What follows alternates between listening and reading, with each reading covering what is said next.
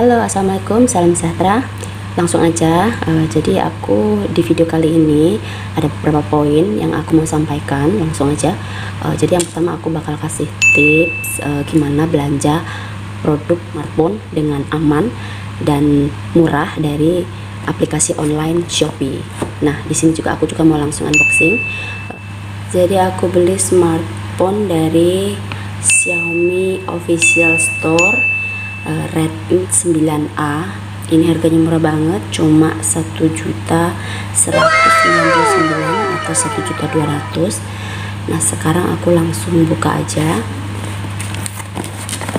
Jadi kalau beli dari aplikasi Shopee, kemudian tokonya adalah toko resmi kayak semacam official store, atau kalau di Shopee itu Shopee Mall, dia pasti produknya dikirim sama Shopee, dikemas sama Shopee. Jadi kardusnya seperti ini, warnanya oranye, jadi ada logonya Shopee. Jadi dengan begitu lebih ada perasaan aman, terjamin ini produk bakalan benar-benar original dan bukan produk abal-abal atau produk reject.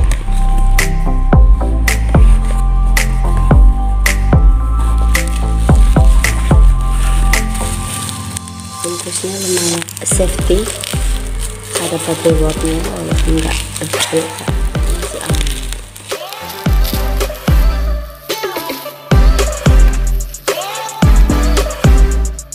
Nah, ini Redmi 9A.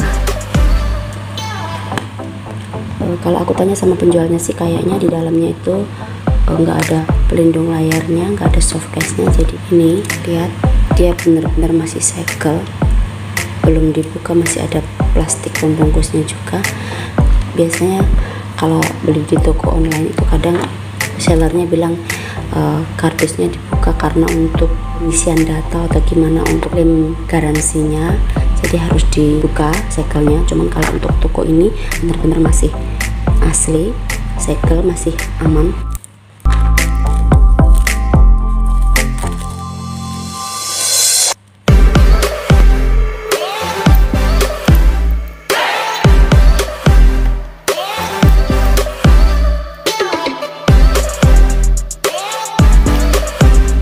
Redmi 9A. Nah, aku pilihnya warna biru.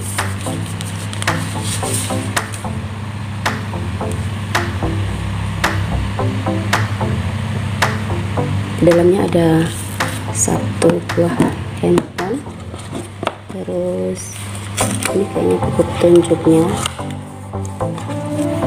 charger. Udah, gitu aja. Nah, sebenarnya Redmi 9A ini ada dua tipe, yaitu RAM 2GB sama RAM 3GB. Harganya pun cuma kepaut 100.000.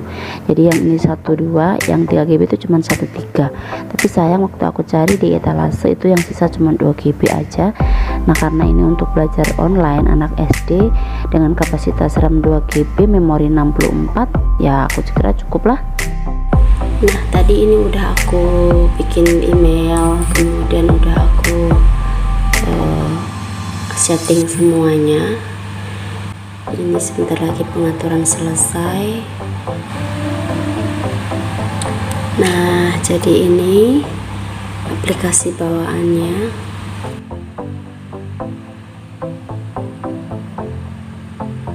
Cukup bagus sih, dengan harga cuma 1.200.000. Ini worth it banget kalau menurut aku. Aku kurang pinter yang review produk-produk kayak gini, aku nggak terlalu bisa nge-review. Tapi aku cuma mau tegaskan sekali lagi, meskipun Xiaomi ini murah, tapi dia nggak murahan, dan dia itu lebih murah dibandingkan HP dari vendor lain dengan spesifikasi yang sama. Misalnya kalau untuk Xiaomi RAM 2GB, kemudian kelebihan ini, spesifikasi ini harganya cuma 1.200.000, di merek lain mungkin bisa jadi 1.500.000. jadi ada perbandingan. Tapi meskipun begitu, bukan berarti kualitasnya berbeda, tetap sama saja, karena memang trik pasar dari Xiaomi ini berbeda dari vendor-vendor lain. Dia memang tetap menekankan penjualan HP murah, tapi dengan keuntungan yang sedikit dan penjualan yang lebih banyak. Itu sebabnya mungkin kenapa HP Xiaomi itu lebih murah dibanding dari HP merek-merek lain. Jadi pertama, kalau misalnya pengen beli HP secara online itu aku saranin ya, bisa cari di Shopee, Tokopedia, Bukalapak, pokoknya di toko online seperti itu tidak masalah. Tetapi yang paling penting carinya harus di official store-nya atau di marketplace-nya. Jadi benar-benar di toko resminya, bukan dari cabang-cabangnya. Itu yang aku saranin yang pertama. Yang kedua, cek dengan benar produknya seperti apa, spesifikasinya bagaimana, kemudian lihat review-review dari tokonya, dari para pembelinya. Dan juga untuk sekarang ini pastikan bahwa handphone yang kita beli IMEI sudah terdaftar di Kemenperin secara resmi. Dengan begitu tidak akan terjadi masalah. Jadi saya cerita sedikit, waktu itu adik aku beli HP untuk adik aku yang laki-laki. Nah, karena belinya itu dari luar negeri, jadi mungkin belum bayar pajak atau semacam itu. Kemudian setelah ada peraturan baru, tiba-tiba HP-nya tidak bisa dipakai, nggak bisa dipakai, jaringannya nggak ada. Kalau untuk dipakai koneksi wifi bisa, tapi untuk kartu nggak bisa.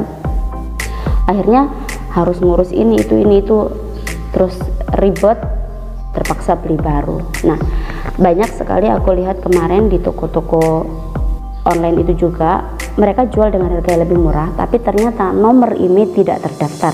Jadi ketika mereka pasang kartu ternyata nggak bisa, harus urus ini itu, akhirnya kan ribet sendiri. Jadi pastikan bahwa toko itu sudah mencantumkan kalau nomor IMEI itu sudah terdaftar resmi di database Kemenperin. Nah, selanjutnya ketika barang datang, jangan lupa kita bikin video unboxing. Jadi kita buka dari awal, kita video sampai kita pastikan bahwa produk ini tidak bermasalah. Kemudian baru kita klik pesanan diterima di aplikasi di tempat kita belanja. Nah, setelah itu uang baru diteruskan ke penjual. Jadi barang sampai dengan aman, tidak ada masalah. Nah, demikian tips dan info dari aku, mudah-mudahan bermanfaat. Assalamualaikum, salam sejahtera, sampai jumpa di video aku selanjutnya.